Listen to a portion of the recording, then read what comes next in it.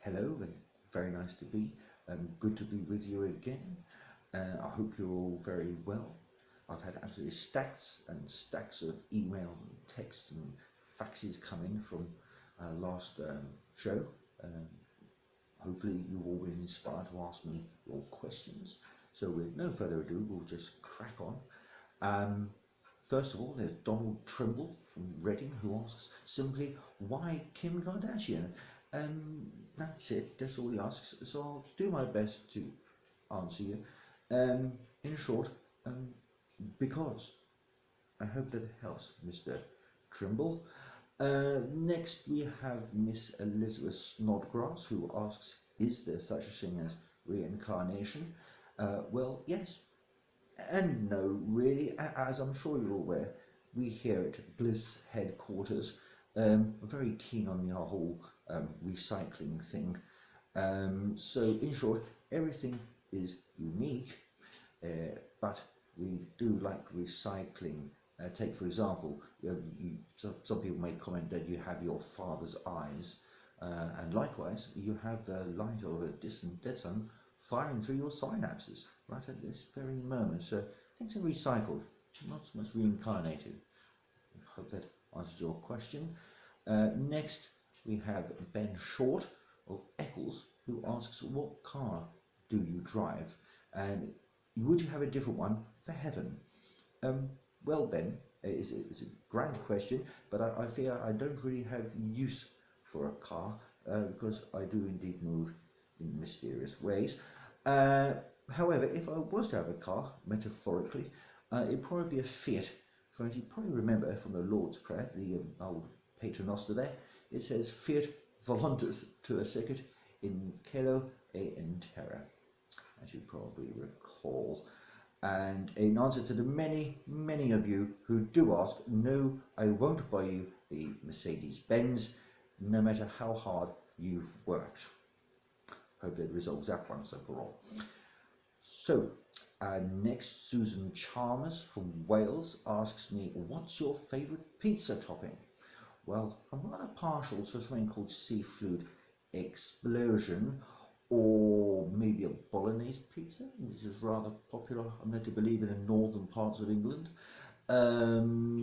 Yes, I rather like them.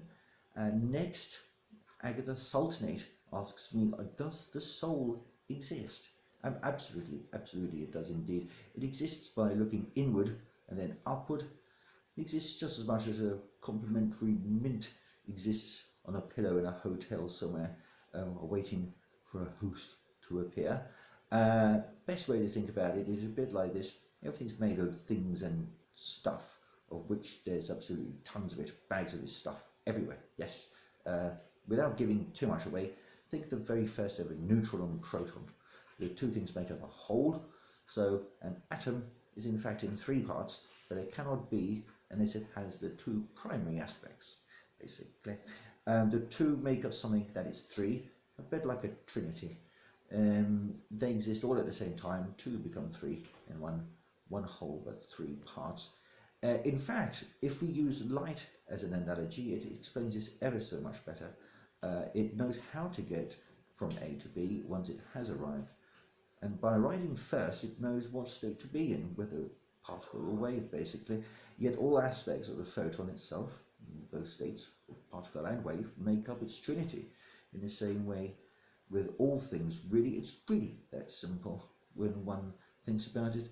And there's stacks of stuff, all different things, which has tons of teeny-weeny Trinity-type things inside it as well. So I fear I should actually explain this stuff to you that I mentioned just a moment ago. You know it as dark matter and dark energy, and there's absolutely stacks of it just lying about the place. If there was a Mrs. God, and there isn't, but if there was, she'd be going absolutely mad, for she would just hate having so much stuff laying about, really. I believe you have something called Lego. It's very much like that, all different shapes and sizes and colours, just waiting for the right idea to come along, and when you need it, it's there. So if you did want to build a yellow house, for example, you would just find the relevant bricks and make it together and stick them all together, and then you'd have your shape or the object that you desired, basically. This stuff basically is just like Lego or something like that, or even like a drawer in a kitchenette somewhere that's crammed with things you think you'll never use until an article is, and then you think to yourself, by golly, I'm pretty glad I kept that old elastic band and broken pencil. This stuff's also a little bit like an adolescent, really, who suddenly eats stacks of food and never puts any weight on, and then suddenly it has a growing spurt, and you think that they'll just never stop growing, constantly going to Asda to get your George Ranger shoes. Not that we're endorsing any products at the moment. You know, things like that, when you constantly have to buy clothes for your children and they just won't stop growing. This stuff is very much like that. You know it more commonly as dark energy, as they say. The dark matter is a bit more like cholesterol, really. Sort of clogs up the place a bit. Very sticky indeed. You can get it all over things. Hands, pajamas, slippers, fingertips, pens, glasses, sprouts, Zimmer frames, tea towels. It's very, very much like super glue. And you need a bit of a solvent, really. And on that note, we did create a solvent. It's called Gravity. I think you know it as Gravity. It does help dissolve some of it, but this stuff really does get absolutely everywhere. Cookers, feather dusters, light aircraft, hot dog stands, confectionery wrappers, Janet Street Porter. I could go on. So if you've ever eaten a toffee and had some stick to your teeth, it's a tad like that, really. And again, very similar to Janet Street Porter. So anyway, I do fear that's, yes, that's about time for today. That's all we have time for. But it has been a pleasure, and I do hope you've gleaned something from our little chat today. So until next time, goodbye.